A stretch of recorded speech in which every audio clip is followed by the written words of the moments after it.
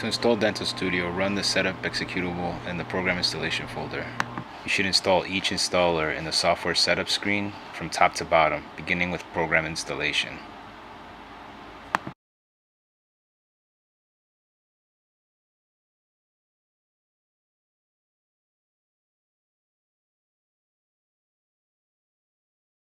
Before installing the USB dongle driver installation, plug in the USB license key included in the Dental Studio box. You should allow the USB dongle key installer to modify your Windows firewall settings.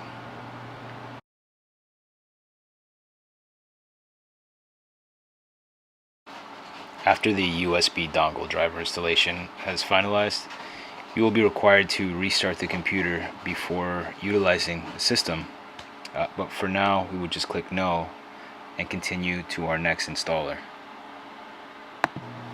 In the driver installation menu, you can find pretty much every driver for a Vela imaging system.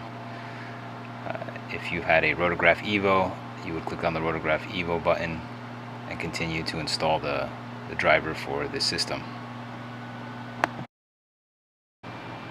Be sure to click the close button and restart the computer before using Dental Studio.